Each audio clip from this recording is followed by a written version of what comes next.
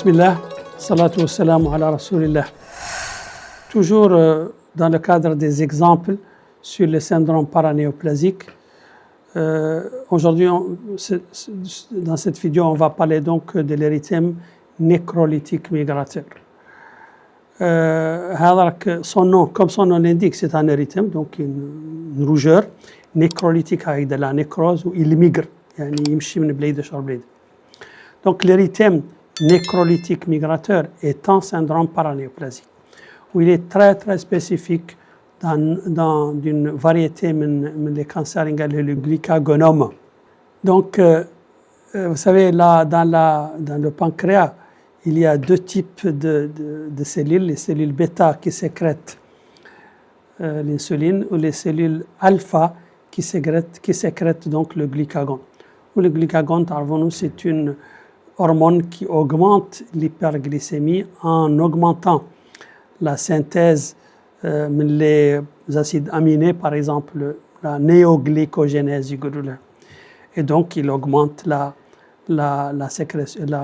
concentration du sucre, du glucose, donc, et donc du diabète. Donc, le glycagonome est une tumeur pancréatique qui est souvent associée à le syndrome Lingalo, l'érythème nécrolytique migrateur. Il est très très spécifique. Quand vous faites le diagnostic d'un érythème nécrolytique migrateur, vous êtes presque à 100% sûr qu'il y a derrière un glycagonome avec donc l'hyperglycémie et la production donc du glycagon. Donc c'est une tumeur pancréatique, le glycagonome, aux dépens des cellules alpha, où le glycagon, qui est l'hormone sécrétée, elle est très très élevée dans ce cas, avec une concentration qui approche les 500 picogrammes par millilitre. Bien entendu, ici, comme on sécrète le glycagon, on va donc augmenter la glycémie et on va diminuer la protidémie ou les acides aminés parce que tout simplement, on va les transformer en glucose. Il y aura donc une néoglycogénèse sous l'effet du glycagon qui est sécrété par cette tumeur et qui va donc diminuer la protidémie, diminuer les acides aminés. C'est ce qui explique le tableau clinique classique ou connu qu'on appelle donc cachexie. Voici quelques images de l'érythème nécrolytique migrateur avec un aspect cachectique. Vous voyez le malade ou le patient, il est cachectique. Les lésions qui ont trois aspects, ce sont des érythèmes, il y a de la nécrose où il migre d'une zone vers d'autres. Au niveau de la zone péribicale ou au niveau du bras.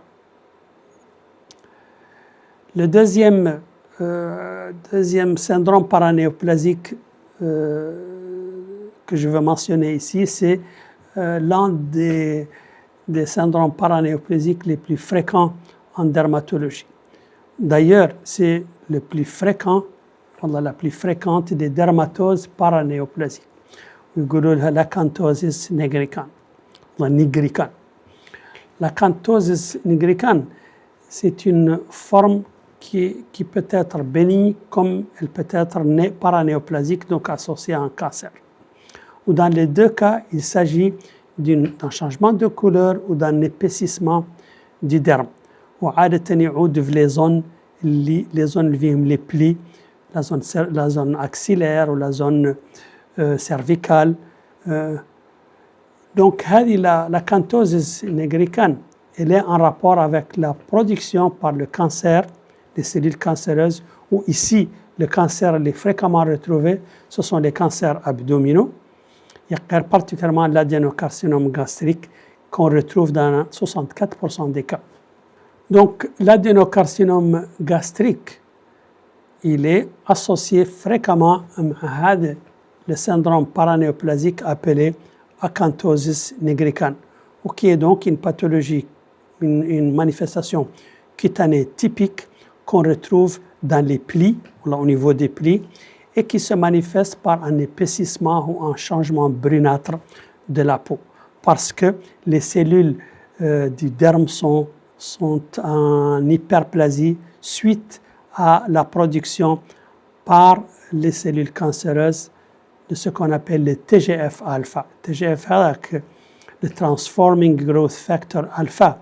Alors, c'est une substance qui va agir au niveau des cellules du derme et qui va donc les faire multiplier avec une hyperplasie ou une coloration anormale de ces cellules. Donc, la production par le cancer, ici, cancer adénocarcinome gastrique dans 64% des cas, de substances appelées Transforming Growth Factor Alpha va produire une acanthosis nigricans comme syndrome paranéoplasique. Et la deuxième forme de l'acanthosis nigricans, beaucoup plus fréquente bien sûr, est l'acanthosis nigricans dans sa forme bénigne ou métabolique, il y a un rapport avec l'obésité, le diabète ou la résistance à l'insuline. Et donc, dans la forme bénigne, qui est مرتبطة بالobésité ou le diabète, la physiopathologie est différente عن الأخرى اللي مرتبطة بالadénocarcinome. Dans l'adénocarcinome, il s'agit d'une sécrétion d'une substance appelée le Transforming Growth Factor Alpha. بينما dans la forme bénigne, c'est une sécrétion d'une hormone appelée l'insulin-like growth factor, mais type 1, ما هو le type 2 اللي شفنا قبل. Donc, dans la forme paranéoplasique, il n'y a pas d'obésité, contrairement à la forme métabolique bénigne qui a un rapport avec la résistance à l'insuline ou l'insuline. Ici, vous avez donc des aspects de l'acanthosis nigricans, la région axillaire, la région cervicale. Vous voyez donc l'aspect brunâtre ou l'aspect hyperplasique du derme avec une kératose. Assalamu alaikum wa rahmatullah.